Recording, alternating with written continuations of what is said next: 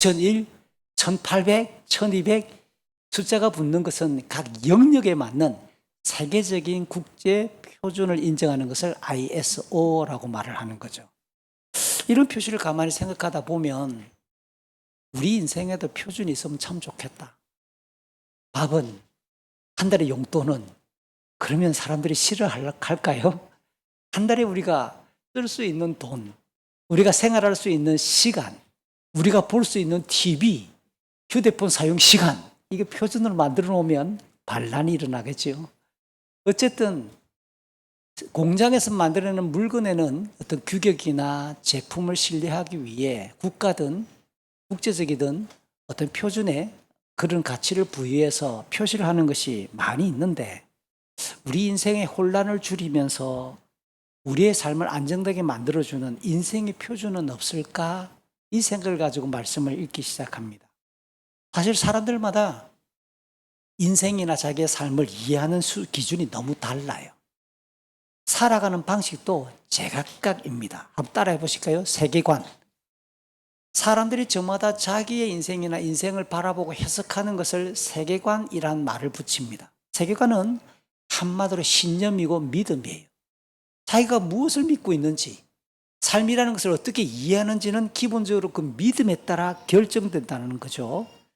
그런데 이 세계관은 어떻게 형성이 될까요? 태어날 때부터 부모로부터 물려받는 선천적인 요인이 분명히 있습니다. 근데 그게 결정적인 게 아니라 그 다음 태어나 자라가는 동안 공부를 하고 어떤 것을 배우는 지식에 따라, 그 다음 중요한데요, 경험에 따라 그 세계관이 달라진다는 거예요. 각자가 가지고 있는 세계관이 다 다르면서 독특함과 동시에 민족이나 사회나 집합이나 공동체가 공동으로도 소유할 수 있는 것도 세계관의 특징이기도 합니다. 그러면 우리 시대 사람들이 인생을 가장 중요하게 생각하는 세계관적인 측면에서 본다면 무엇을 제일 중요하게 여길까? 좋아하는 것. 내가 좋으면 돼. 내가 좋아하면 되는 거야. 그리고 내가 선택했잖아. 내가 선택한 것. 그것을 인생의 가장 중요한 기준으로 삼는, 표준으로 삼는 세계관의 바탕이다라고 우리가 생각해 볼 수 있습니다. 물론 시간이 한참 지난 이후에 사람들마다 후회라는 걸 합니다. 그럼 자기가 잘못 믿었거나 잘못 선택했거나 잘못했던 것에 대해서 시간이 지나고 나서야 이거 아닌데 라는 생각이 들 때가 왕왕 있는 게 사실이잖아요. 그러니까 무엇을 선택을 할 때 중요한 문제이면 문제일수록 어떻게 해야 되죠? 많이 고민해야죠. 많은 정보를 찾아보고 누군가의 의견을 거쳐보고 자기도 심사숙고하는 과정과 긴장거리는 것이 사실은 필요합니다. 동시에 머뭇할 수밖에 없는 것도 사실입니다.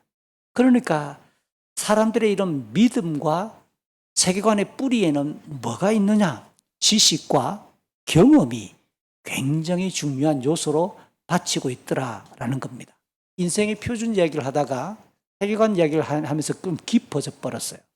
제가 무엇을 말씀드리고 싶으냐면 내가 어떻게 살아야 될까라는 인생의 표준과 관련해서 우리가 그동안 배워왔던 지식, 우리가 그동안 몸으로 시간 속에서 우리가 닥쳤던 경험들, 이게 우리 각자의 인생의 표준을 만드는 데 있어서 빼놓을 수가 없는 굉장히 중요한 요소라는 사실을 딱 기억해 주십시오. 사도 베드로의 말을 이 시간 기억해 볼 필요가 있는데요. 그가 베드로전서 그리고 베드로 후서를 관통하는 중요한 내용에서 그가 하는 이야기입니다. 하나님 나라 영원한 영광을 소망하는 복된 인생을 사도 베드로가 안내하면서 베드로서 1장에서는 이렇게 말합니다. 내가 경험한 것이 있다. 나는 확실히 하나님의 그 영광을 경험했기 때문에 그 영광을 여러분에게 강조할 수밖에 없다라고 말하면서도 그 경험보다 더 확실한 표준이 있더라. 우리는 경험도 중요하지만 경험보다 더 중요한 기준, 표준이 있더라라고 말하면서 그게 뭐냐? 하나님의 말씀, 성경이다라고 가르쳐요. 베드로서 1장 16 그리고 18, 19절을 보니까 그가 변화산에서 예수님이 영화롭게 변하는 모습을 직접 보았다라는 경험을 이야기합니다.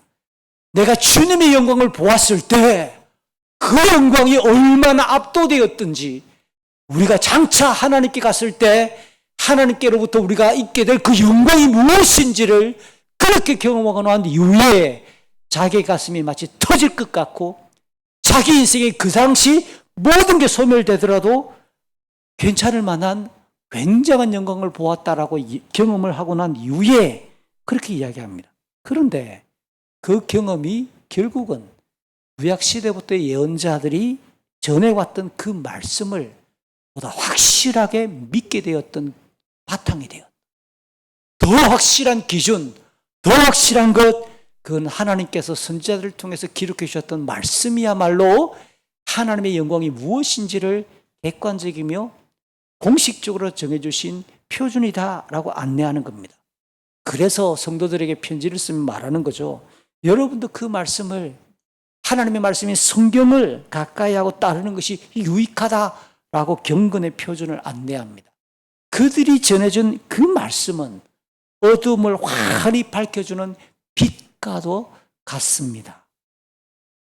이런 내용을 종합해 볼 때 우리가 교회를 출석하고 예수를 믿는다라고 말하는 이 기독교의 믿음과 경건은 하나님의 말씀을 표준으로 삼는 거예요. 근데 그 말씀이 사실인가라는 것을 확인하려면 일상에서 그 말씀이 진리구나, 맞구나 경험하게 될 때 강력해집니다. 어떻게 경험할 수 있을까요? 말씀이 뭔지를 알아야 경험을 하죠. 말씀이 뭔지를 알고 있을 때 우리 생활 속에서 이게 그 말씀 그대로네? 그래서 말씀을 알아야 되는 거예요. 두 번째, 그 말씀이 우리에게 경험되려면 경험되는 과정 속에서 그 말씀을 따라 구하고 확인되는 절차, 기도가 필요한 거예요. 그래서 말씀과 기도는 우리의 신앙과 경건에서 빼놓을 수가 없는 표준을 형성하게 된다는 겁니다. 오늘 함께 읽었던 이 본문이 무엇을 기준으로 삼아야 제대로 살까라는 기준, 표준에 대한 이야기로 읽을 수 있습니다. 남유다의 왕 요아스라고 하는 사람의 이야기인데, 이 요아스가 오늘 본문을 보면 3분의 2 전반과 마지막 뒤에 3분의 1 이야기가, 후반부가 너무 달라요. 어떻게 사람이 이렇게 바뀌지? 어떻게 이렇게 통째로 달라질 수 있을까? 되게 이제 사람들이 그러죠. 결혼 이전에 안 저랬는데 결혼하니까 바뀌었어. 결혼 예식의 기준으로 바뀌더라 라는 사람들도 왕왕 있으나, 오늘 요아스 이 유다 왕은 너무 달라져요. 신앙을 기준으로 완전히 180도로 확 바뀌어버리니까 이 내용을 주제를 가지고 결론 삼아 보면, 그가 들었던 음성, 그가 어디에 집중하고 귀를 기울였는가, 그는 누구의 말을 듣고 움직이고 있는가에 따라 완전히 달라지더라 라는 이야기입니다. 저는 그래서 오늘 이 본문의 주제를 우리가 이 땅을 살아가는 인생에서, 더군다나 하나님을 신앙하는 우리의 경건 생활에서 하나님의 말씀이야말로 인생의 절대 표준이다 라고 하는 주제를 부각시키며 오늘 이 본문을 함께 해설하고 읽어나가고자 합니다. 지난주 추석 연휴가 시작되었을 때 설교했던 앞선 본문 11장의 내용을 간략하게 요약하면 이와 같은 내용입니다. 아합과 이세벨의 딸 아달랴가 다윗의 자손들을 그냥 막 죽여버립니다. 왕손들을 모두 죽여버리고 자기가 남유다의 왕이 되었어요. 그러니까 이게 뭐냐? 북이스라엘이나 남유다나 이스라엘 역사에서 여자가 통치했던 유일한 사례가 남유다의 아달랴 통치예요. 더군다나 남쪽 이 아달랴의 통치는 다윗 자손이 아닌 또 유일한 이 다른 어떤 집안의 사람이 다스렸던 사례이기도 합니다. 굉장히 독특하죠. 이 아달랴라는 여자의 이 통치가 6년을 지나갑니다. 6년이 지나가면서 막 왕손들을 죽이는데 그냥 딸 여호세바가 이게 어머니가 미쳐서 날뛰는 것처럼 보여요. 어떻게 이렇게 어린 왕손들을 다 죽일까? 그때 아시아 왕의 어린 아들 요아스라고 하는 왕자를 몰래 숨겨서 침실에서, 그리고 남편이 제사장이었는데 제사장의 어떤 요야다가 근무하고 주로 사역하는 성전에서 6년 동안 숨겨서 왕자를 키우게 되는 거예요. 그래서 6년 동안 키웠던 이 요아스가 제사장 요야다의 주도 면밀한 준비와 그 모든 진행 속에서 이제 아달랴 여왕이 죽이고 그를 끌어내리고 요아스 왕자를 7세가 된 이 요아스 왕자를 왕으로 즉위하는 내용이었더랬어요. 그러니까 그 내용을 통해 보면 겉보기에는 아달랴라고 하는 이 여왕의 무시무시한 권력과 힘 앞에서 분명히 하나님은 다윗의 자손이 왕이 될 것이고 통치할 것이라고 말씀했는데 사무엘하 7장에서 하나님의 말씀이 사라지거나 끊어지거나 중단되는 위기처럼 보일 수 있을지라도 그 위기 속에 하나님은 경건한 사람들을 통해 다윗의 자손을 숨겼고 그가 왕이 되도록 인도하심으로써 결국 하나님의 일하심은 계속해서 이어지더라라는 주제로 말씀을 살펴버렸어요. 그 말씀을 함께 통해서 보면서 어떤 권력이나 어떤 세력도 하나님 나라의 일을 방해할 수가 없다.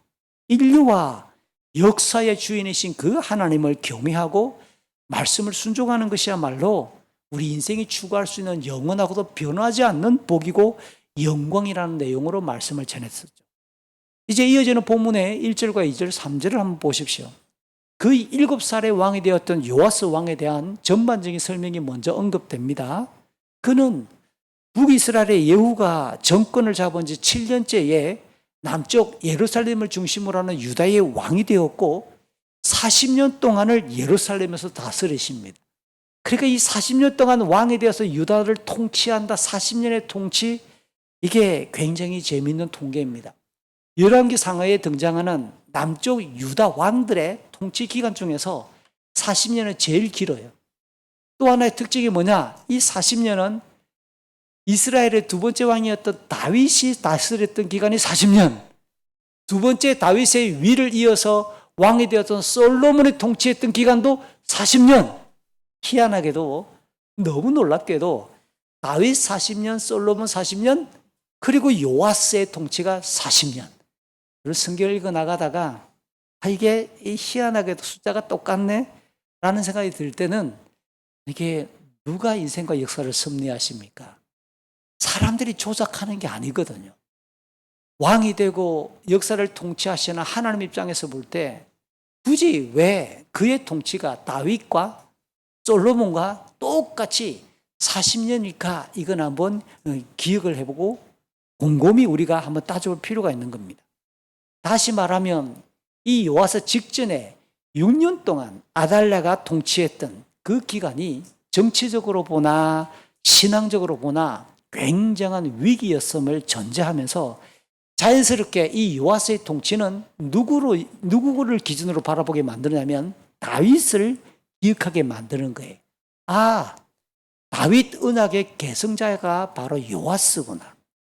하나님께서 사무엘하 7장 16절에서 다윗의 후손이 영원토록 다스리게 할 것이다 라고 말씀하셨는데 그 약속대로 요아스가 다시 40년을 통치함으로써 하나님이 다윗에게 약속했던 그 약속이 봐라! 여전히 진행되고 있잖아. 다윗의 그 약속, 하나님의 말씀이 이어지고 있는 것을 확인시켜주는 기간으로 40년 떠올릴 수 있죠. 솔로몬 40년 어떻게 연결할까요? 솔로몬이 40년 동안 열왕기 상하에서 가장 중요하게 솔로몬이 했던 일. 우리는 솔로몬 하면 떠올리는 게 지혜와 지식이고 부귀영화지만 그건 인간적인 관점이에요. 그가 가지고 있는 재능의 관점입니다. 그의 지혜와 지식, 부귀와 영화가 어디를 바라보고 있을까요? 무엇 때문에 반짝반짝 빛이 나고 있을까요? 우리가 읽었던 성경에 의하면 열왕기 상하라고 하는 이 지금 다루고 있는 성경의 관점에서 솔로몬의 가장 위대한 점은 그렇죠. 성전 건축이에요. 그러면 솔로몬의 40년 이 통치는 성전과 뗄래야 뗄 수가 없는 굉장히 중요한 가치였는데 오늘 요아스의 통치가 하필이면 솔로몬 40년하고 겹친다. 그러면 어떤 뉘앙스일까요? 이 요아스가 솔로몬이 건설했던 바로 그 성전과 연관되는 뭔가 에피소드가 일어나겠구나. 이 성전이 가리키고 있는 하나님의 신앙, 성전으로 상징되는 여호와를 향한 신앙, 그것과 관련되는 요하스의 일화를 소개해 주겠다라는 것도 암시되고 있는 거긴 합니다. 이런 내용을 전제로 이 요하스를 살펴보니까 그의 어머니를 다루는데, 그의 어머니가 누구냐? 유다의 제일 남쪽 브엘세바라고 하는 그 마을의 출신인 시비아라고 하는 그의 어머니를 소개합니다.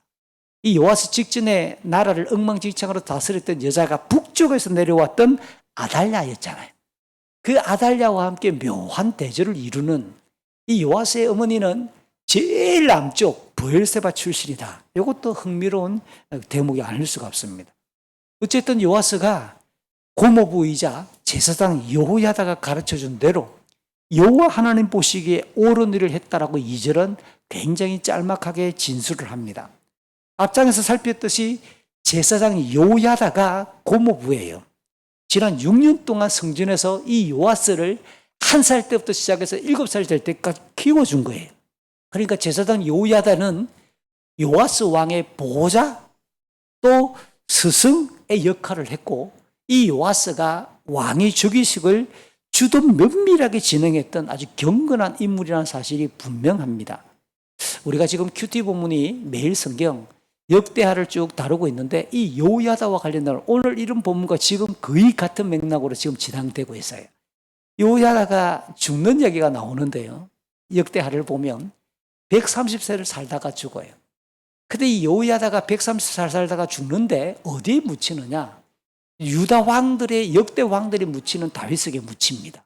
그러니까 제사장 중에서는 어쩌면 성경의 기록에 하면 유일하게 유다 왕들이 묻히는 국립묘지에 묻혔다라는 거예요. 그러면서 한 줄 더 붙입니다. 여호야다가 여호와와 성전을 위해서 워낙 탁월한 업적을 남겼기 때문에 그를 그곳에 묻었다라고 말하는 거예요. 그러니까 제사장 중에서는 여호야다라는 인물을 빼놓고 열왕기 상하를 논할 수가 없을 만큼 굉장히 탁월한 경건과 중심이 아주 경건했던 사람임에 틀림이 없습니다. 이 여호야다가 살아있는 동안에 그의 영향력, 이 제사장의 신앙의 영향력이 지금 저위에서 나라를 다스리기 시작하는 어린 왕 요아스에게 굉장히 중요한 통치와 왕권의 표준 역할을 했겠지요. 그건 우리가 불보듯이 뻔하잖아요. 다만 오늘 3절에 보니까 유다 지방 곳곳에 퍼져 있고 자리하고 있던 산당들을 모두 없애지 않아서 백성들은 그 산당에서 제사를 지내고 향을 피웠다라고 하는 내용이 3절에 기록되어 있습니다. 여기 오늘 산당 이야기를 딱 기억하면서 여러분이 열왕기상을 읽어나갈 때 굉장히 고급 정보를 제가 하나 알려드릴게요. 열왕기서를 읽어나가다가 백성들이 산당에서 제사를 드리고 향을 피웠다, 이런 단어들이 종종 나오는데 산당에 대해서 긍정적으로 평가한 내용이 사실은 없습니다.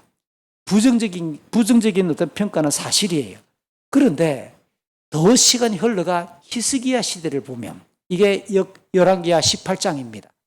더 나아가 요시야 왕, 열왕기하 23장, 오늘 본문보다 더 시간이 쑥 지나 히스기야와 요시야 시대까지 가면 이 히스기야와 요시야가 곳곳에 퍼져 있는 산당들을 부수고 회파하는데, 산당만 부쉈단 말이 부수지 아니하고 곧바로 따로 나오는 단어가 뭐가 나오느냐?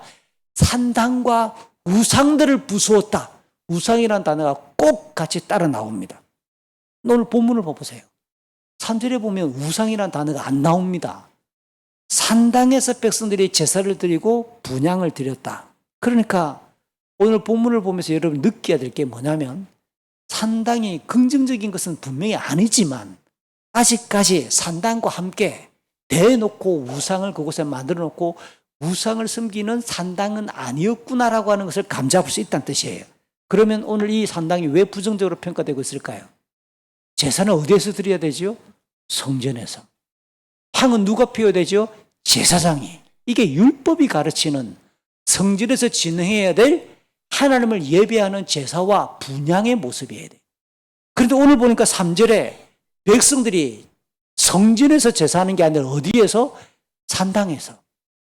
제사장이 아닌데 백성들이 어디에서? 산당에서 향을 피우더라. 이게 무슨 말하는 것 같습니까? 그러니까 이게 뭐냐? 하나님이 요구하시는 제사의 방식이 뒤틀려지는 거예요. 성전까지 가는 게 멀잖아요? 그럼 어떻게 할까요? 가까운 우리 마을에 있는 산당에서. 제사장이 안 보이네? 내가 직접 향 피우지 뭐. 이게 뭡니까? 하나님이 제시하셨던 예배의 모습이 틀어지는 거예요. 사람들이 편리한 대로 1년 52주일이나 있는데 뭐 까질까? 내가 좀 빠지면 좀 어때? 쉬워지죠? 기준이 하나님의 율법이 아니라 자기 기준으로 바뀌는 거예요. 내 편의대로, 내 편리대로, 자기 생각대로 그렇게 종교적인 처소로 산당이 있으니까 굳이 성전까지 안 가도 뭐 져서 제사도 안 될까? 이런 겁니다. 지금 산당은 그 정도의 규모예요. 그 정도의 어떤 역할을 하고 있다고 짐작할 수 있는데 어쨌든 하나님께서 요구하시는 경건의 모양이 뒤틀려지는 대표적인 공간으로 산당이 활용되고 있는 것도 확실합니다. 이제 요아스가 진행했던 가장 대표적이며 긍정적인 사역을 이제 소개하는데 그게 뭐냐? 낡고 문제가 많은 성전을 수리하고 보수하는 업적을 4절부터 길게 16절까지 쭉 나열합니다. 우선 4절과 5절을 보니까 정확하게 요아스가 즉위한 지가 언제인지 알 수가 없긴 해요. 7살의 왕이 됐으니까 왕이 되자마자 제사장들 성전을 수리하세요. 이건 좀 아닐 것 같다는 생각이 들긴 해요. 아마 7살의 왕이 되어서 조금 시간이 지나지 않았을까 싶어요. 어쨌든 그가 왕으로 재위하고 있는 언제인지는 밝혀지지 않으나 제사장들에게 지시를 합니다. 백성들이 성전에 바치는 세금, 소원하여 바친 돈, 그리고 스스로 자원해서 바쳤던 돈을 섬기는 자들로부터 받아서 성전을 수리하는데 사용하십시오 라고 왕이 제사장들에게 지시를 해요. 이것도 여러분 오늘 시간 나시면 관심 있는 분들은 역대하 24장을 펼쳐서 비교해서 읽어보면 굉장히 재미있어요. 역대하 24장에 보면 이 내용을 어떻게 하느냐면 제사장과 레위인들에게 말을 할 때 유다 곳곳의 마을들로 파견을 보냅니다. 출장을 가서 세금을 거두고 그들이 바치려고 하는 헌금을 받아와서 성전 수리하는 데 쓰십시오. 적극적으로 제사장들로 하여금 성전 수리를 위해서 좀 더 능동적으로 역동적으로 움직이도록 업무를 분장했다라고 역대하 24장은 말합니다. 이렇게 요아스 왕이 제사장들에게 성전을 수리하도록 안내를 합니다. 우선 본문을 보니까 백성들이 성전에 바치는 하나님께 바치는 그 돈은 우리로 말하면 헌금이고 거룩한 예물입니다. 3가지 종류의 예물, 헌금이 표시되어 있는 것이 4절입니다. 첫 번째 세금. 이 세금이라고 되어 있는 내용은 역대하가 설명을 좀 더 잘하고 있는데요. 출애굽기 30장으로 돌아갑니다. 출애굽할 때 마지막 이집트에 내렸던 하나님의 재앙이 첫 번째 태어났던 아들과 짐승을 모두 죽이는 거 아니에요. 그런데 이스라엘 백성들이 어린 양을 잡아 그 피를 문설주와 기둥과 문턱에 발랐을 때 하나님은 그 피가 발라져 있던 집은 불쩍 뛰어넘어서 패스 오버, 뛰어넘었다. 그걸 한자로 유월이라고 한다잖아요. 그래서 유월절이라고 붙어졌습니다. 그때 하나님이 출애굽하는 이스라엘 백성들에게 명령한 게 뭐냐면 인구조사를 거쳐서 20세 이상이 된 남자들, 20세 이상이 된 남자들은 1년에 2분의 1 세겔씩을 꼬박꼬박 하나님께 바쳐서 성막을 위해, 성소를 위해 쓰도록 하라라고 하나님이 제도화하신 거예요. 그것을 세금이라고 말하는 겁니다. 그러니까 역대하 말씀처럼 제사장이나 레위 사람들이 전국을 다니면서 그 말씀을 기준으로 세금을 거두게 했다라고 이해하는 것이 훨씬 더 빠를 거예요. 백성들이 찾아와서 그 세금을 바치기도 하지만 멀리서 모르고 있는 사람들은 찾아가서 말씀을 기준으로 하나님께 바쳐야 될 성소의 세금을 거두었다고도 볼 수 있죠. 두 번째, 서원에서 바친 돈. 서원은 뭐냐? 레위기 27장으로 돌아갑니다. 누군가가 하나님의 백성들이 특별한 서원을 하기 위해 내가 하나님 제 몸을 하나님께 드립니다. 내가 하나님 위해서 이렇게 헌신해서 이렇게 내가 하겠습니다 라고 결단을 했을 때 그렇게 살 수도 있지만 못 살 수도 있잖아요. 그럼 어떻게 하느냐? 서원했던 그 사람들은 나이에 따라 몸값을 차등으로 구분하는 거예요. 지금 막 기어다니고 엄마 품에 안겨 있는 어린 아들, 이 아들은 본인이 소원을 못하니까 부모님이 하나님, 이 아들을 하나님 주셨으니까 하나님 기쁘게 받아주십시오. 소원하면 몇 살까지는 얼마, 그 다음 자기 스스로가 움직일 수 있는 아이가 되면 몇 세부터 몇 세까지는 얼마, 그리고 어른이 되면 얼마 차등해서 그 사람의 소원한 몸을 기준으로 그 헌금을 차등해서 규정을 해놨었어요. 이것처럼 유다 사람들 중에서 누군가가 하나님께 자기를 드려서 소원을 했을 경우에 금액으로 환산해서 바치는 헌금이 있을 수 있겠죠. 세 번째, 자원에서 바치는 것은 레위기에 등장하는 화목제사입니다. 누군가가 감사를 하거나 그날 하나님께 드리고 싶어서거나 이런 목적으로 하나님께 드리는 그 헌금이기도 합니다. 그러면 이런 내용에 따라 율법에 따라 하나님께 딱 바쳐지면 그 바친 돈을 누군가가 계수를 하고 접수를 해야 될 거 아니에요. 이 재정 요원이 필요하겠죠. 헌금을 집계하고 헌금을 관리하는 재정 요원들. 오늘 시온 성경은 섬기는 자들이라고 표현을 해놨어요. 이 내용을 조금 더 직역을 해보면 회계 담당자라고 이해하는 게 좋을 겁니다. 백성들이 하나님께 성전에 가지고 와서 헌금을 딱 바치면 성전의 회계 담당자가 그것을 받아서 그다음 누구에게 줄까요? 제사장에게. 제사장에게 딱 주면 제사장의 책임하에 성전 수리를 담당하도록 왕이 지금 지시를 내렸다로 읽을 수 있는 장면이죠. 그런데 6절과 7절과 8절을 보니까 요아스가 즉위한 지 23년째, 7살에 즉위해서 23년째가 됐습니다. 그럼 요아스의 나이가 현재 29세 아니면 30세. 그냥 23을 더하면 30세겠지만 즉위한 해부터 그냥 카운트를 하면 29세 아니면 30살쯤 되었을 때니까 이건 이제 성인이 된 거예요. 보니까 여전히 성전이 엉망이야. 제사장들이 성전 수리를 하지 않고 있는 거예요. 왜 이렇게 이들이 안 움직일까? 그런 까닭에 요아스가 화가 났습니다. 제사장들을 집결시킵니다. 그 중에 고모부이자 역대관은 이 여호야다를 대제사장이라고 언급하는 문장도 나옵니다. 제사장의 리더 역할을 하고 있던 어른 고모부 대제사장 여호야다를 부릅니다. 그리고 다른 제사장들을 불러서 왜 그렇게 지시했는데 성전 수리가 안 되고 있는가? 라고 하는 것을 문책을 합니다. 그러면서 백성들이 바친 돈을 회계 담당자, 중간 관리자, 제사장을 거치지 않고 곧바로 성전을 수리하는 일꾼들에게로, 공사를 맡은 감독자들에게 곧바로 전달해서 성전이 지금 수리가 되도록 직접 명령을 내리고 조치를 취합니다. 아마도 성도들이, 백성들이 바치는 그 헌금을 관리하는 회계 담당자, 중간 관리자나 제사장들이 그동안 성전 수리에 집중하지 않았을 것이고, 백성들은 분명히 예물을 바쳤을 것인데 이 예물을 어떻게 했을까요? 전용했거나 다른 일을 그냥 우선시하면서 사용했거나 아니면 부당하게 횡령했겠지요. 이런 일이 일어날 수 있는 거죠. 실제로 그와 같은 일이 있었기 때문에 요아스 왕이 지시했던 성전 수리가 이루어지지 않은 겁니다. 여기서 한 번 더 질문해 봅시다. 왜 요아스가 다른 일들보다 성전 수리하는데 더 깊은 관심을 가지고 열정을 내고 있을까요? 왜 성전 수리에 대한 관심이 많을까요? 앞서 그의 통치기간이 40년이고 40년은 다윗과 솔로몬의 통치기간과 같다. 유다 역사에서 제일 길었다라고 할 때 솔로몬과 같은 기간이다 그러면 솔로몬이 세웠던 그 성전이니까 이 요아스가 지금 성전 수리에 대해서 굉장한 열정을 가지는 것은 코드가 거의 맞잖아요. 그런데 왜 요아스는 성전에 대해서 이렇게 지대한 관심을 가질까라는 질문입니다. 두 가지 배경이 충분히 짐작이 됩니다. 하나는 그에 앞서 직전 다스렸던 아달랴 이 여왕의 통치와 관련이 있겠지요. 그녀가 아합 집안의 사람답게 전국에 바알 숭배를 적극적으로 장려했기 때문에 성전은 보나마나 방치되었을 거 아닙니까? 더 놀라운 것은 역대하 내용입니다.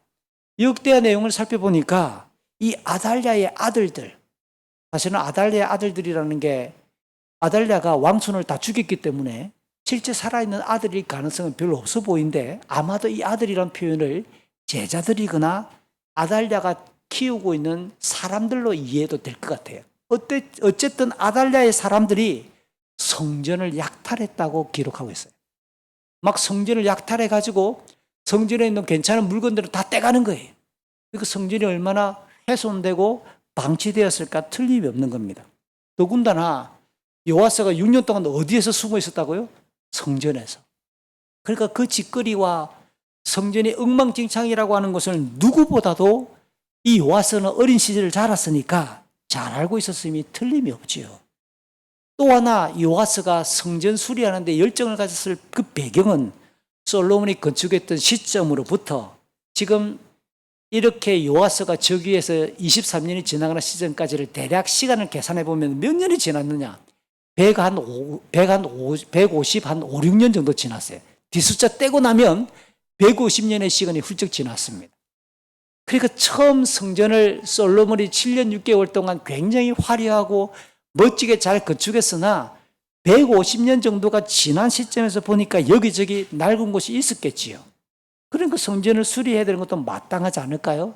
아마도 요아스가 독립적으로 독자적으로 성전을 수리해야 되겠다라고 결정했다기보다 이 성전 수리에 대한 열정 역시 고모부 제사장 여호야다가 요아스에게 건의했을 가능성이 충분히 있는 겁니다. 어쨌든 요아스가 이제부터는 성전의 회계 담당자 제사장들을 뛰어넘고 그냥 돈이 모이면 곧바로 감독자를 세워서 수리를 바로 하도록 하십시오 라고 중간 과정을 없애버린 거예요. 이 지시에 따라 9절부터 12절의 내용을 보니까 제사장 여호야다가 제단 곁에다가 상자 하나를 딱 두고 그 위에다가 구멍을 뚫어서 사람들에게 헌금함을 딱 만들어서 예물을 넣게 만들었던 겁니다. 돈이 가득 차면은, 상자에 돈이 가득 차면은 이제 성전의 회계 담당자가 아니라 왕궁에서 신하를 보냅니다. 왕궁에서 신하를 보내어서 서기를 보내고 담당자를 보내어서 대제사장 두 사람이 돈을 집계해가지고 자루에 담아 공사하는 사람들에게 바로 갖다는 체제로 이렇게 업무를 전환시켰습니다.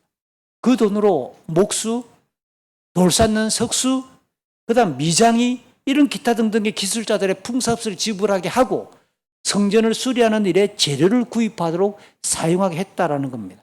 원래 성소의 일은, 성막이나 성전을 포함한 성소의 일은 대제사장의 지휘하에 제사장들이 책임을 지는 것이 마땅한 거예요. 그렇지만 성전 수리와 관리를 위해 왕궁에서 파견된 신하가, 그리고 오늘 본문을 가만히 읽어보면 공사를 진행하는 이 감독자들이 두드러지고 있다라고 말하는 것은 제사장들이 그동안 직무 태만을 꼬집고 있거나 고발하고 있는 것도 사실이에요. 해야 될 자기 역할, 감당해야 될 자기의 직무를 충실하게 감당하지 못할 때 하나님은 다른 사람을 쓰게 되어 있는 거예요. 이게 성전이나 교회 일이나 굉장히 놀라워요. 저를 포함해서 우리가 기억해야 될 게 있어요. 착각하고 있는 게 뭐냐면 하나님께서 우리를 사랑하신다는 것은 모두가 다 확인하고 있고 믿고 있어요. 두 번째, 어떤 직분이나 어떤 역할을 감당하게 될 때 하나님이 나를 그곳에 세웠고 이 일을 감당시켰다는 것도 다 고백합니다. 세 번째는 뭐냐? 내가 없으면 안 된다고 생각하는 거예요. 여기서부터 이제 문제가 꼬이기 시작합니다. 내가 없으면 우리 교회는 안 될 거야. 내가 그것을 하지 않으면 망할 거야. 일부의 사실이거나 진실일 수 있어요. 일부. 그러나 전적으로 그것은 위험합니다. 신앙은 사람과 직분을 통해서 그들의 섬김과 사역을 통해서 하나님의 은혜를 경험하도록 안내해 주는 조력자예요. 도구에 불과하단 말이에요. 제가 사라져도 후세대교회 끄떡없어요. 그래서 우리가 실험하고 있는 게 있어요. 저는 개인적으로 올해 2년차 후세대교회 사역을 돌아보면서 굉장히 자부심을 느낄 만한 것이 여럿 있는데요. 그 중에 하나가 뭐냐? 7년마다 담임 목사를 강제적으로 브레이킹 시킨다. 안식 기간을 둔다. 저는 이거 잘했다고 생각해요. 그것은 제가 쉬고 싶어서 정한 게 아니에요. 지금 방금 말하고 있는 이것을 여러분들에게 사실은 몸으로 훈련시키는 거예요. 이건 한 달에 3번, 4번 설교하는 자가 없어도 1년, 2년 사라져도 누군가가 말씀을 전할 때 하나님은 그를 통해서도 말씀하시잖아요. 그래서 우리는 하나님께로 가고 직접 우리가 하나님께 기도하며 우리 스스로가 말씀을 읽어낼 수 있어야 그 신앙이 되는데, 목사는 다만 어떻게 성경을 읽고 이해하고 해석할 수 있는가에 대한 하나의 표준을 제안하는 하나의 선생에 불과하다는 거예요. 제가 여러분에게 본문 짧게 읽어놓고 예화를 맛있게 섞어가면서 제가 보았던 영화나 TV 예화를 들어가면서 여러분에게 40분, 30분 짧은 시간 재미있게 설교할 수 있어요. 왜 그렇게 안 할까요? 제가 이해하는 성경을 이해하고 성경은 본문을 이해하지 않는데 하나님이 본문을 통해서 뭐라고 말씀하시는지 그 원리를 모르는데 재미있게 30분, 40분 긴장 놓고 설교 들었다고 해서 은혜를 받았다. 뭔 설교가 그런 은혜가 우리에게 도움이 되겠어요? 학교 앞에 파는 문방구에 어린 시절 불량식품들 얼마나 맛있어요. 혓바닥을 빨갛게 보라색으로 물들여 놓고 양치를 해도 안 지워져요. 그게 우리의 몸을 건강하게 만듭니까? 혓끝만 달달하게 만드는 거지. 진짜 우리의 몸을 살찌게 만드는 것은 하나도 맛없고 투정비어도 엄마가 끓여준 된장찌개, 360을 끓이지 않고 나오는 우리 집의 김치, 그게 우리의 장을 튼튼하게 만드는 유산균을 만들어내고 우리 몸에 뼈가 되고 살이 되는 거 아니겠어요? 그거란 말이에요. 저는 제가 설교자가 되고 목사가 된 이후에 끊임없이 많은 분들에게도 제안을 듣지요. 왜 그렇게 설교하냐고. 그러나 저의 신앙적인 주관이기도 합니다. 성경을 우리가 읽는다고 말하지만, 성경을 들고 신앙생활을 한다고 말하지만, 큐티한다고 말하지만 어떨 때는 전혀 성경의 문맥에 맞지 않는 주장과 묵상을 할 때가 너무 많아요. 우리가 오랫동안 수십 년 동안 신앙생활을 해봤어도 본문을 읽었어도 이게 그런 뜻이야? 처음 듣는다고 말을 듣는 사람들이 너무 많아요. 뭐 그동안 설교 시간에 뭘 들었을까요? 그동안 목사들은 설교를 뭘 했을까요? 여기에 통탄하는 거예요. 성경이 하나님의 말씀이라 그러면 똑바로 읽어서 이 내용이 어떤 뜻인지, 하나님은 이 본문 안에서 무엇을 우리에게 말씀하는지 그 하나의 보고들을 캐내지 아니하면 신앙은 무너질걸요. 그러나 저는 기억합니다. 제가 앞서도 하나님이 또다시 또 다른 사람을 세울 것이고, 그렇게 우리의 경건을, 이 교회가 주님의 몸이라면 주님이 세워갈 것에 대한 확실히 분명히 있는 거예요. 오늘 돌아오면서 참 중요한 주제 중에 하나예요. 왜 요아스 왕이 지시했는데 제사장들은 안 했을까? 왜 레위 사람들은 자기가 마땅히 사역하고 일해야 될 그 성전을 엉망진창으로 되어 있는 그것을 똑같이 보고 일하면서도 왕이 지시까지 내리고 다까지 합법적으로 다 돼가 있는 걸 왜 안 했을까? 이들은 무엇 때문일까? 게으름이거나 개인적인 탐욕이거나 개인적인 딴 생각이거나, 흥분들이고 제사를 드렸던 그 성도들과 얼마나 희낙낙했을까? 얼마나 노닥거렸을까? 제사장들은 뭐 했을까 그동안? 화가 나는 거예요. 왕이 오히려 그들을 책망하고 막 그냥 역정을 낼 만큼 지금 문제가 이래. 그러니까 그들을 뛰어넘는 거예요. 왕궁에서 신하를 보내고 대제사장 한 명하고 두 사람이 정리해서 이 일을 빨리 해서 그냥 일하는 사람을 세우고 바로 그냥 수리하는 일로 바로 진행하자. 이렇게 해서 일이 진행합니다. 잘 기억하십시오. 하나님의 촛대는 옮길 수 있어요. 요한계시록 2장 3장 무서운 말이잖아요. 성령이 너희에게 하시는 말씀을 귀담아 들으라. 그렇지 아니하고 촛대를 옮겨버릴 것이다. 하나님은 영광의 촛대를 옮길 수 있어요. 2대, 3대, 4대까지는 갈 수 있지만 5대, 6대에서 끊어질 수가 있단 말이에요. 이 무서운 그 이야기입니다. 하나님 앞에 우리가 살아있는 동안 몸부림치지 않으면, 부모님께서 그렇게 기도하고 교회를 섬겼고 하나님을 신앙했던 그 복이 우리에게 흘러와 우리가 지금 이렇게 형통한 것에 대한 우리 부모님들의 신앙의 열매가 우리에게 나타나고 있구나라고 할 때, 그게 정신 차려진다면 우리의 남은 생에 몸부림을 치면서 우리는 우리의 신앙을 가꾸어야 또 한 대가 흘러가죠. 그럼 우리 자녀들이 또 어른이 되어서 몸부림을 치면서 자기 인생 전인격을 다해 하나님 앞에 몸부림치며 신앙을 살아낼 때 그렇게 해서 천대로 흘러가는 거 아니겠어요? 우리가 열왕기상의 역사를 공부하는 게 그거라고요. 하나님께서 다윗을 통해 다윗의 자손이 영원토록 왕이 오르게 하겠다라고 이야기 계속 하는데 그 중에 누군가 의로운 왕이 있는 반면에 누구는 엉망진창으로 살아. 엉망진창으로 살 때 하나님이 인생의 채찍을 들어서 그들을 정신 차리라고 말하는 거죠. 그래서 또 누군가를 세우고 또 누군가를 세우고.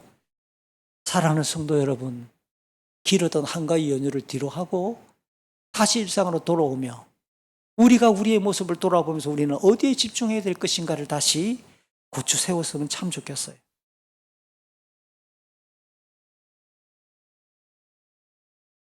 요아스 왕의 지시에 따라 그렇게 해서 모여든 돈이 성전 관리자에게 바로 전달이 됩니다.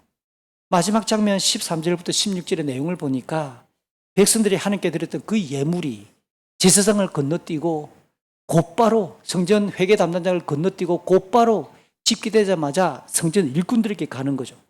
그 전달되면서 놀라운 기록입니다. 은잔, 부집게, 그릇, 나팔, 금그릇, 은그릇 이런 기구들은 전혀 만들지 않고 우선적으로 여호와의 성전이 부서지고 엉망이 되었던 그 부분 성전을 수리하는 일에만 집중해서 사용하게 했습니다. 공사를 직접 맡았던 기술자, 감독자들은 너무 성실하고 정직하게 일을 했어요. 그 돈을 어디에 썼는지 꼬치꼬치 물어보지도 않아도 될 만큼 처음에는 다 보고했겠지요. 얼마나 성실하고 투명했는지 이제는 꼬박꼬박 보고하지 않아도 될 만큼 투명하고 정직하게 일하면 그만큼 일꾼들이 정직하면서도 신실하게 재정을 관리했고 원래 요구대로 성실하게 일을 감당했다라는 거죠. 다만 오늘 마지막 16절 보니까 백성들이 속건제물, 속죄제물로 드린 것은 이 성전 보수하는 일에 쓰지 아니하고 제사장들에게 주었다라고 말합니다. 이게 무슨 말일까요? 율법에 의하면 특별히 레위기 제사 제도에 의하면 잘못했을 때 그 잘못한 것을 우리가 갚을 때 배상이라고 하지요. 배상을 위하여 드리는 제사가 속건제사고 내 죄를 용서받기 위해서 드리는 제사가 속죄제사입니다. 속건제사나 속죄제사의 제물은 일부만 태우고 나머지는 성전에서 성소에서 사역하는 제사장들의 삭스로 몫으로 주었습니다. 그러니까 성전에 바쳐지는 모든 헌금을 성전 보수에만 다 드리게 되면 성전에서 제사를 드리고 사역하게 되는 레위인이나 제사장들은 뭘 먹고 살아요? 그럼 큰일 나잖아요. 그래서 이 율법에 따라 속건제사와 속죄제사로 드려지는 이 예물들은 정해진 분량에 따라 제사장들에게 주어서 제사장들도 자기에게 주어져 있는 합법적인 그 몫을 받고 사역을 진행하도록 그렇게 안내했다라는 뜻입니다.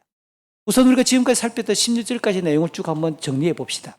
요아스 왕이 성전에 관하여 그렇게 애정을 기울여서 수리를 진행했는데 이 말은 성전으로 상징되는 여호와 하나님을 향한 신앙과 그 신앙의 회복을 상징합니다.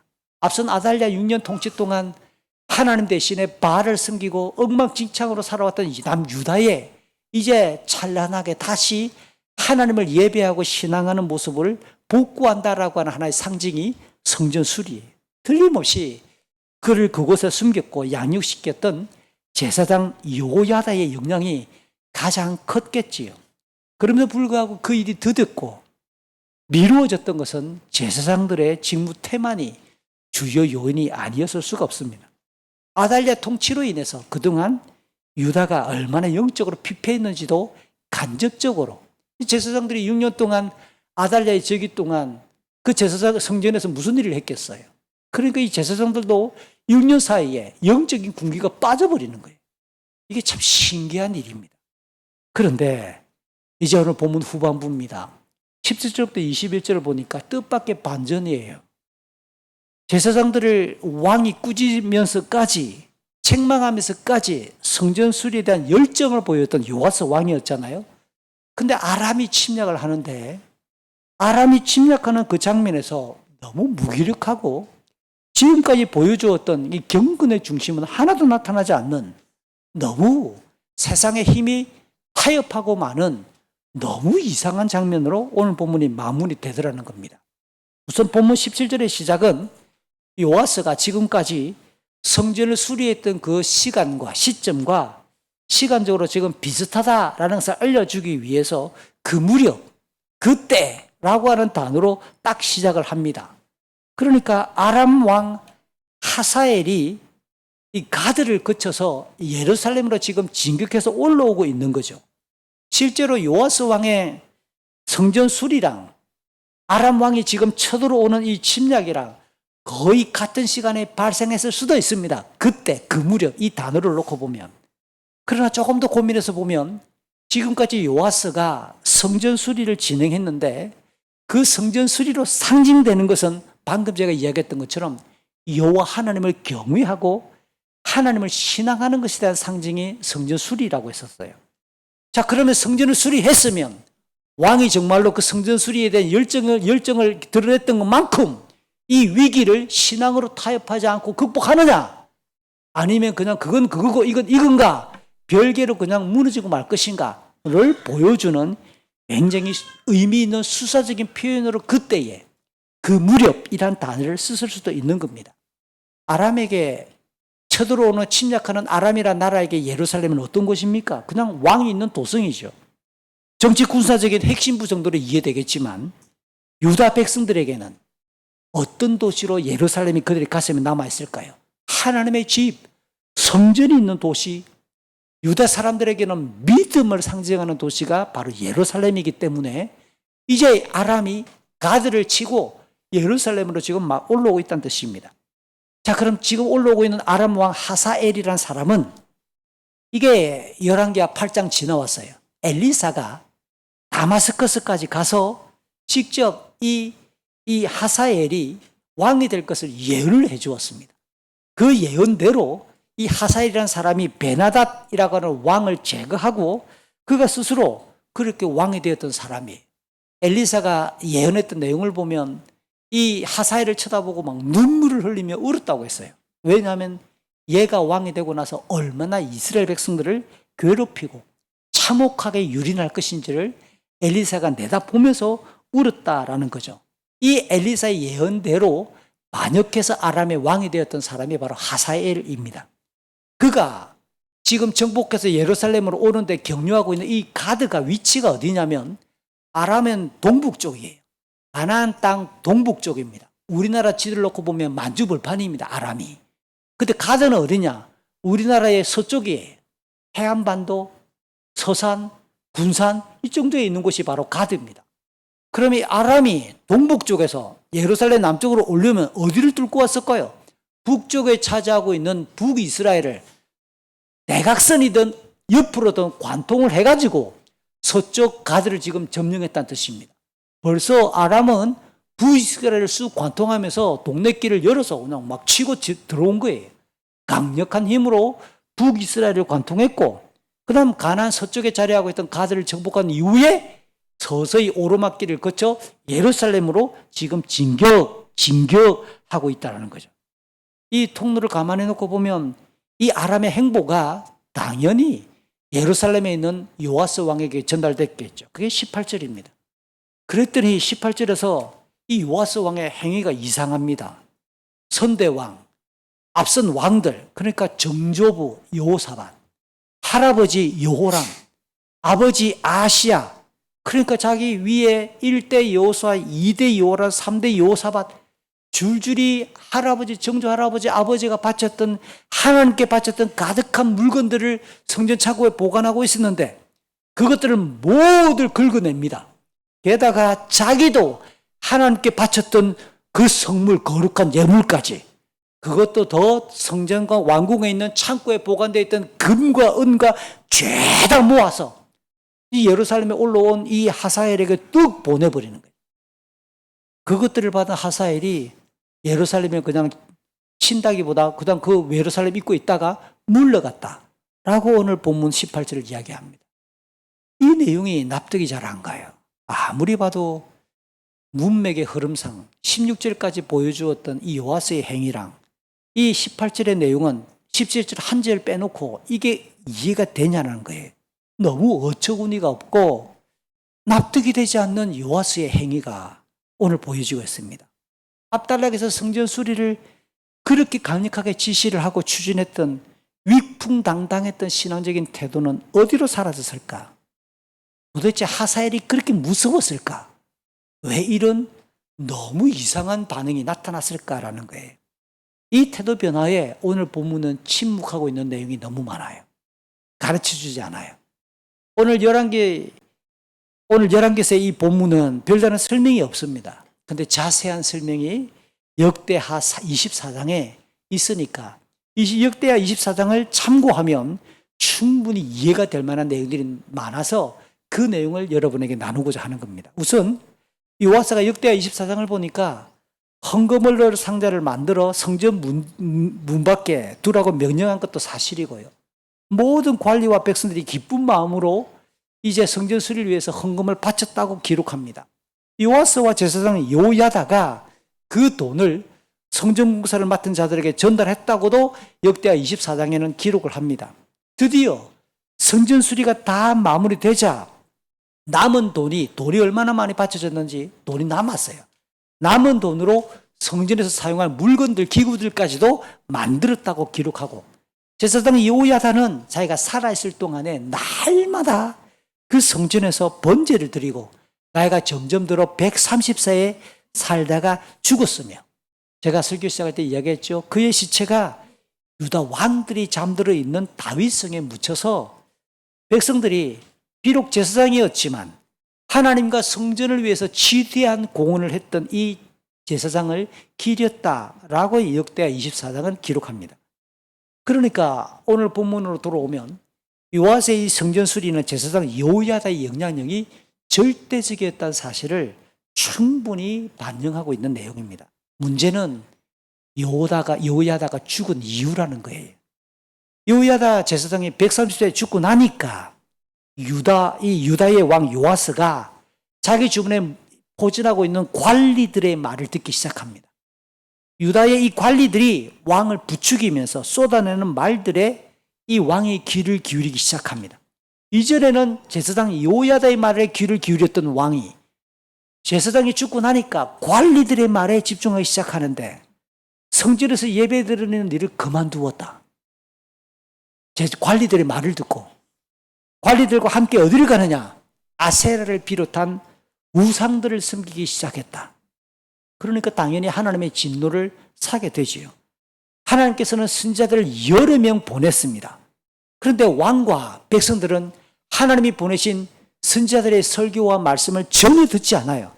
하나님이 마지막으로 한 명 더 보냅니다. 하나님이 마지막으로 보내는 선지자가 누구냐? 요아스를 어릴 때부터 키워왔던 제사장 요야다의 아들 스가랴. 죽었던 고모부, 그렇게 자기하고는 관계가 어떻게 됩니까? 고종 사촌? 고모부의 아들이니까. 죽었던 제사장의 아들 스가랴가 하나님의 성령의 충만함을 받으면서 설교합니다. 유다 사회가 왕이 백성들이 지금 하고 있는 이 짓거리는 아니다라고, 하나님 앞에 불신앙이고 불이다라고 불경건을 책망을 합니다. 여러분들이 하나님을 버렸기 때문에 하나님도 이 성을 버리실 것입니다 라고 스가랴가 강력하게 설교하며 하나님의 말씀을 외칩니다. 그랬더니 백성들이 좋아할까요? 싫어할까요? 싫어하죠. 백성들이 싫어하면서 스가랴를 해칠 궁리를 합니다. 그랬더런가 왕이 마지막 사인을 합니다. 스가랴를 죽이라. 요아스 왕의 명령에 따라 성전 뜰에서, 그렇게 제사장의 아들 스가랴니까 제사장도 선지자이지만 우리가 아는 율법에 의하면 아버지 제사장, 아들도 결국 뭐다? 제사장이었죠. 성전에서 말씀이 임하니까 선지자 사역을 하고 있는 제사장 스가랴를 성전뜰에서 돌로 쳐서 죽였더라라는 겁니다. 이 스가랴를 신약 성경을 읽어 나가다가 이런 말이 나올걸요. 제단사에서 죽였던 사가랴, 바로 그 사가랴가 오늘 본문의 스가랴 같은 인물입니다.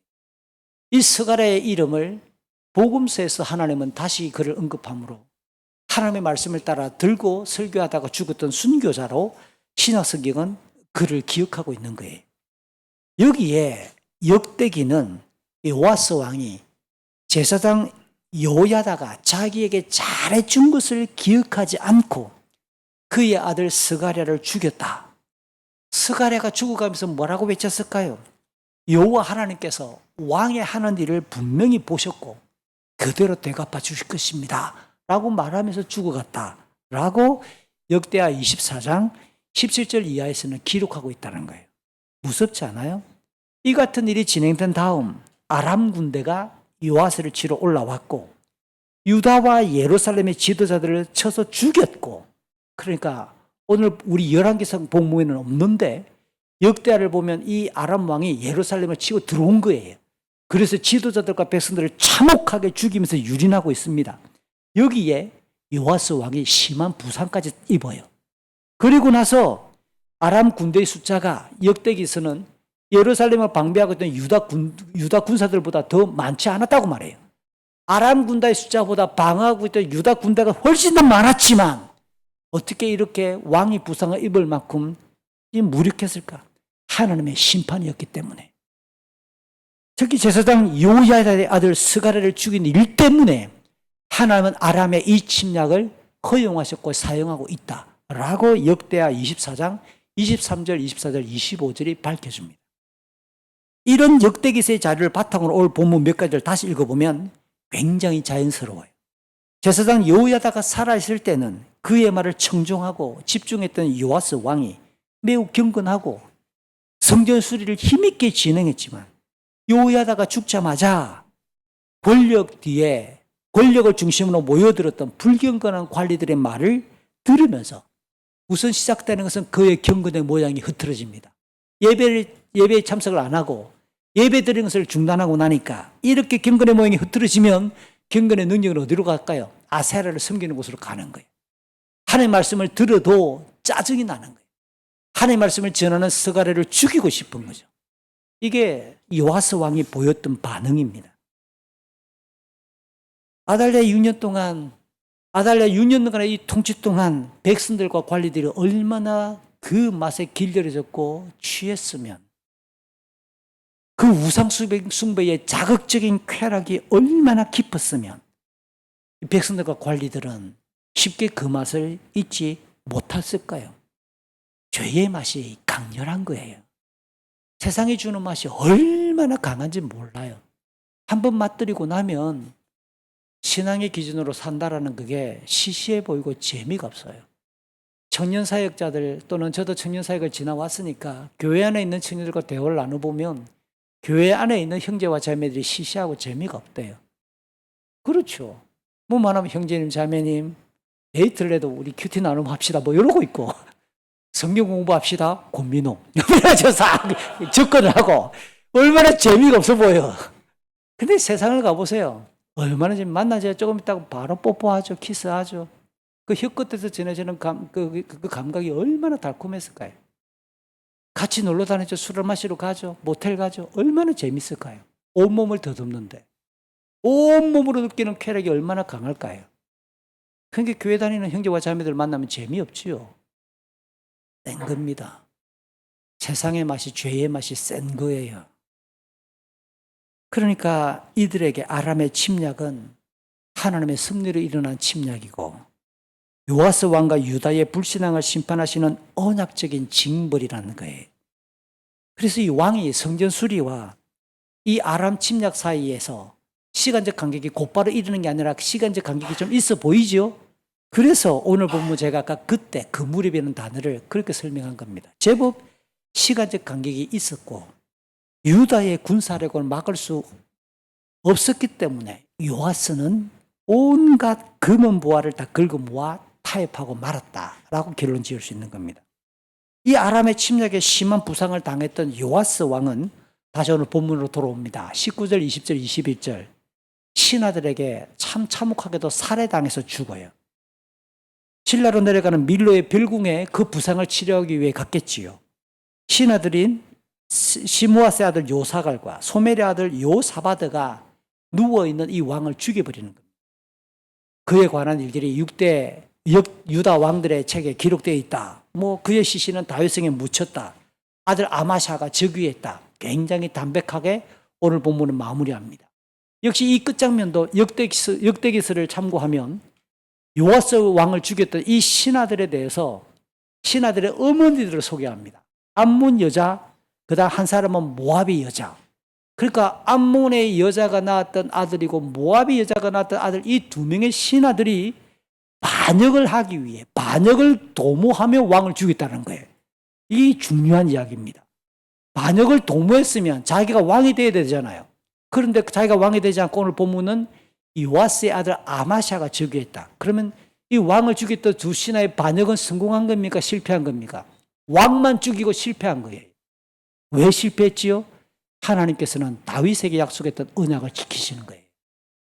신하들에 의해 죽임을 당하지만 그들이 반역하려고 했지만 하나님은 다윗의 후손이 다스려야 한다라고 하는 그 말에 의해서 하나님의 언약이 신실하게 지속되고 있는 장면으로 오늘 본문은 마무리되는 겁니다. 이렇게 지금까지 살폈던 이 본문은 제사장 여호야다의 인도 속에서 즉위했던 다윗의 자손 요아스 왕이 성전을 수리한 일을 집중적으로 다루고 있잖아요. 그러다가 제사장 여호야다가 죽으니까 불경건한 신하들의 말에 귀를 기울이면서 하나님 향한 그 신앙을 버려버리고 우상을 섬기고 하나님의 말씀을 전하는 선지자 스가랴도 죽이는 죄악을 범하는 자가 되었다는 거예요. 하나님께서는 그와 이 유다를 징벌하시기 위해 아람의 침략을 섭리적으로 허용하신 거죠. 여러분, 이 요아스 왕의 이 사례가 누구의 음성에 어떤 말에 귀를 기울인가 그 중요성을 명확하게 가르쳐주지 않습니까? 하나님의 말씀을 지속적으로 들을 때 우리가 인생은 경건할 수 있고 평안할 수 있다고 하는 내용을 우리는 누누이 압니다. 그렇지 않고 불의하고 불경건한 소리를 듣기 시작하면 달콤한 너무 감각적인 것들을 조금이라도 맛을 보기 시작하면 경건의 모양은 굉장히 빠른 속도로 사라지거나 뒤틀려지고 왜곡이 발생을 해요. 하나님의 도우심을 당연히 누릴 수가 없게 됩니다. 고통과 비참함과 혼란이 발생할 수밖에 없다라는 거예요. 사랑하는 우리 청년들, 우리 꿈동이들, 우리 초등부 친구들 잘 기억하십시오. 힘들어도 여러분이 주일마다 교회당에 와 앉아있는 것은 여러분이 결국 사는 방법이에요. 여러분이 이렇게 힘들지만 교회당을 찾아오고 예배를 드리는 이 일이 얼마나 소중한가를 여러분이 뼛속 깊숙이 잘 새겨두시길 바랍니다. 한편 열왕기서에서 하나님 보시기에 옳았다, 참 선했다, 참 잘했다로 평가되면서 왕들의 이야기에 모범적으로 등장하는 가장 많이 인용되는 사람이 다윗이에요. 열왕기 상해나 열왕기 하에서 반복적으로 그런 다윗처럼 하나님 보시기에 옳았더라, 그런 다윗이 행했던 것처럼 하지 않았더라 라고 하는 말로서 다윗의 이야기가 가장 중요한 기준으로 등장을 합니다. 표준이죠, 표준. 그런데 우리가 아는 것처럼 사무엘서를 보세요. 다윗의 이야기를 다루고 있는 사무엘서를 보면 다윗이 잘못한 게 없는 사람이 아니잖아요. 그도 흠이 여러 발견됩니다. 대표적으로 다윗의 흠이 그는 대적과 전쟁을 수행하고 있던 아주 충실한 자기 부하의 아내를 겁탈을 합니다. 게다가 그녀가 임신한 사실을 알고는 그 부하를 끝내 전쟁통에서 죽도록 사령관에게 지시해서 살인 교수를 보냅니다.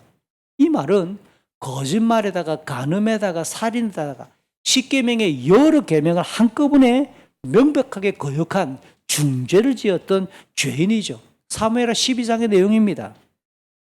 게다가 노년에는 자기의 지휘력, 자기의 국력을 과신하기 위해 인구조사를 시행하는 군인들의 숫자를 한번 헤아려보는 교만도 사무엘하 24장에서는 드러냅니다.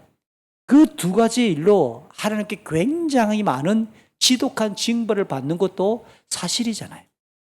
그럼에도 불구하고 왜 열왕기서는 다윗을 경건한 인물로 하나님 보시기에 옳은 일을 한 왕으로 모범적으로 그걸 자꾸만 표준으로 자꾸만 제시할까요? 다윗의 가장 위대한 점 여러분은 무엇으로 꼽습니까? 이거 제가 사무엘서 강론할 때 제가 여러분에게 설교했던 내용을 다시 정리하는 거예요. 저는 다윗의 가장 위대한 점이 하나님의 말씀을 전하는 친구들이 가까이 있었다라는 거예요. 그들이 전하는 그 말을 인간적인 말로 받지 아니하고 하나님의 말씀으로 받으면서 그가 순종했다는 것이 그의 경건의 위대한 점입니다. 그가 사울 왕에게 쫓길 때 따르던 무리를 이끌고 모압 땅으로 피신을 합니다. 모압 땅에 요새로 피신을 했는데 그때 선지자 갓이 친구입니다. 유다 땅으로 가야 합니다. 이방의 땅에 있는 것이 아니라 유다 땅으로 가야 합니다 라고 말을 하니까 다윗은 그 말을 수용하고 순종합니다. 지금 유다 땅은 자기의 목숨을 노리는 자, 사울이 통치하는 땅이잖아요. 위험한 고난의 현장으로 그는 그냥 하나님의 말씀을 붙들고 들어가는 거예요. 또 다윗이 왕이 되었습니다. 백향목으로 만들어진 휘황찬란한 왕궁에 거합니다. 법궤까지 운송해 왔습니다. 그런데 성전을 짓고 싶어 해요. 뭔가 하나님 앞에 하나님의 집인 성전을 짓고 싶은데 그냥 자기 생각대로 진행하는 게 아니라 그때 선지자 나단과 의논합니다. 그때 그러자 하나님은 나단을 통해 위대한 다윗의 언약을 말씀해 주잖아요. 그리고 제가 조금 전에 이야기했던 것처럼 이 다윗이 자기 충실한 부하의 아내 바세바를 범하고 그 충실했던 그의 부하 우리아를 죽게 한 뒤에도 역시 하나님이 선지자 나단을 보내서 나단이 찾아와 왕이시여 당신이 죄를 지었다라고 지적을 할 때 그는 분노하기보다 그냥 땅에 엎드리며 자기 죄를 시인하고 하나님께 회개합니다. 그게 사무엘하 12장 13절이잖아요. 마지막 인구조사를 했을 때에도 하나님의 징벌을 설명하는 선지자 갓이 그에게 이런저런 말을 할 때 귀를 기울이고 갓의 지시대로 아라우나의 타작마당을 사서 하나님께 제사를 드림으로 그 징벌이 끝이 나잖아요. 이처럼 다윗은 하나님의 말씀에 집중하는 것이, 하나님의 말씀에 순종하는 것이야말로 인생이 선택할 수 있는 가장 중요한 경건의 표준이고 하나님께 받을 수 있는 복의 통로라는 사실을 너무 잘 알아요. 그래서 열왕기상 2장 3절 죽을 때 솔로몬에게 남기는 유언입니다. 너 하나님 여호와께서 명령하신 것을 잘 지켜라. 하나님 명령, 하나님께 주셨던 계명을 지켜라. 하나님 율법에 복종하라. 그분의 말씀에 순종하라. 모세의 율법에 적힌 것을 그대로 따르라. 이게 똑같은 내용이 몇 번 반복됩니까? 명령, 계명, 율법, 말씀, 율법. 열왕기상 2장에 보면 5번에 걸쳐서 솔로몬에게 똑같은 내용을 이야기합니다. 그 하나님의 말씀에 집중하게 될 때 네가 어디를 가든지 하나님 너를 붙들어 주실 것이다. 사랑하는 성도 여러분, 이 애끓는 다윗이 자기 경험을 통해서 그렇게 넘어졌다가 일어섰다가 넘어졌다가 일어섰다가 그렇게 각인하며 배웠던 이 경건의 외침을 우리도 함께 들었으면 좋겠어요. 다윗은 사람들로부터 무수한 고난을 많이 당했잖아요. 시련도 많이 당했잖아요. 생사를 넘나듭니다. 그가 겪었던 고난 중에 하나가 사울 왕에게 쫓길 때 블레셋 가드 도시로 도망을 갔을 때 그는 살려고 도망을 갔는데 그곳에 있던 블레셋의 신하들이 왕을 부추깁니다. 그리고 왕도 말합니다. 얘가 지금 골리앗을 죽인 사람이 왔잖아. 다시 말하면 지발로 걸어 들어왔으니까 마땅히 죽여야 된다라고 하는 이야기가 득세할 때 다윗이 미친 척을 합니다. 침을 지질 흘리고 미친 연기를 하면서 겨우 빠져나오는 이 고난 속에서 그가 지었던 시편이 56편이에요.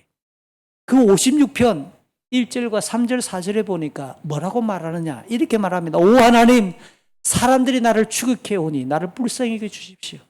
하루 종일 그들은 나를 끊임없이 공격을 합니다. 둘이 떨릴 때 나는 주를 굳게 믿습니다. 이 시련 속에서도 하나님을 믿는다고 고백하며 그 다음 하나님의 말씀을 찬송하며 하나님을 굳게 믿고 두려워하지 않을 것입니다. 자기의 신앙을 말씀을 붙들고 그 말씀을 묵상하며 내가 견디겠습니다 라고 말하잖아요.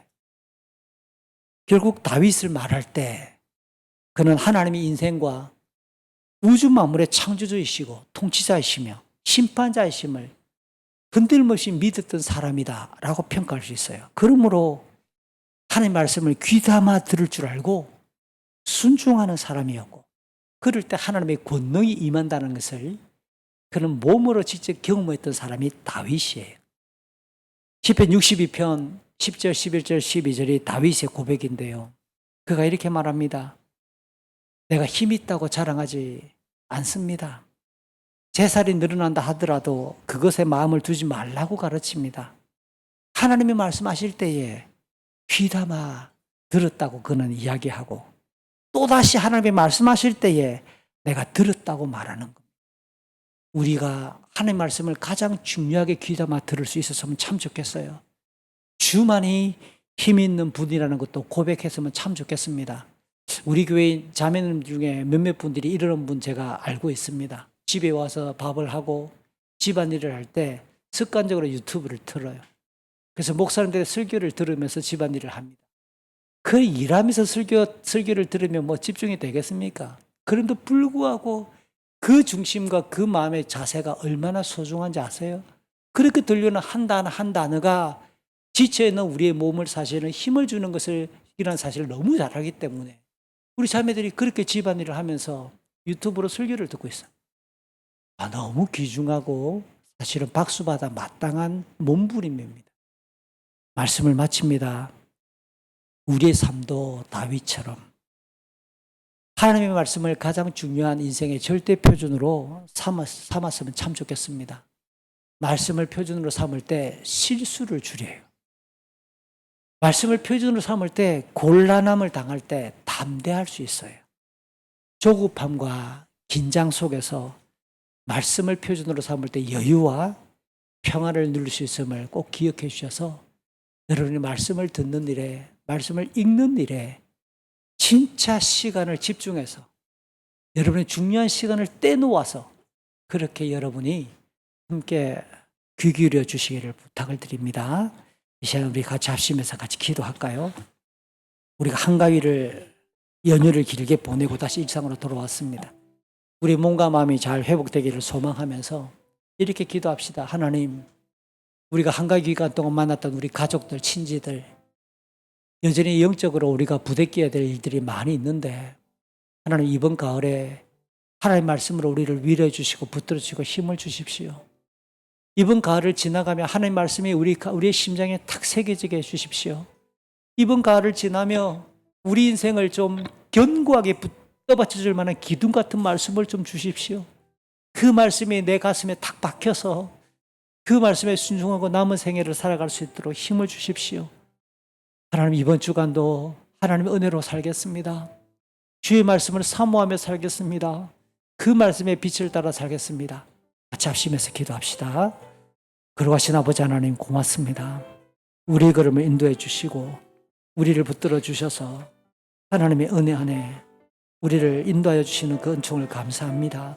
다만 아버지의 말씀을 붙들 수 있도록 주의 말씀이 우리의 귀에서 서도록 우리 함께 기도해 주시오. 우리 편히 살기 하나님 어린 내를 가려 주시오. 그럴 때 맛을 찾아 도와주십시오. 우리 인생의 기둥이 되고 빛이 될 말씀을 이번 가을에도 주십시오. 하나님 말씀으로 우리를 비춰주실 때 그 말씀을 붙들고 살아가도록 도와주십시오. 이번 한 주간도 우리의 말씀을 듣고 말씀에 귀 기울이는 일에 집중하게 도와주시고 그 무엇들이 우리를 괴롭히며 우리를 힘들게 할 때마다 힘낼 수 있도록 우리에게 은총을 다하여 주시옵소서. 하나님 우리에게 은혜를 주시고 우리가 말씀을 우리의 믿음이 있고 이 가을 은총을 다하여 주시옵소서. 우리가 있고 염려가 있고 쉽게 사라지는 시련이 있지만 주의 말씀을 붙들고 우리가 무너지지 않게 도와주시옵소서. 아버지 하나님, 주의 말씀을 귀담아 들을 때에 그 말씀이 우리 삶 속에서 구체화되고 실행화되며 연출되고 하나님의 살아계심이 경험대로 도와주시옵소서. 그리하여 우리의 삶이 완전히 하나님을 향하여 그 영화로움을 나가는 주간을 부옵소서. 우리 주 예수 그리스도의 이름으로 기도합니다. 아멘. 교회 소식을 안내해 가겠습니다. 주부 이쪽 그 화면을 참고하시기를 바랍니다. 오늘 함께 예배했는데요. 거의 2년 된 박경재 이번 추석을 맞아서 잠시 귀국했고 내일 우리 남매랑 우리 자녀들이 함께 가족 태평양을 건너 돌아갑니다. 오늘 너무 반가워가지고 얼마 남았어요? 내년에도 다시 잠시 나올 계획을 갖고 있지만 5년 일정으로 지금 미국에 가서 연수와 함께 업무를 보고 있는데 한 3년 더 남았다.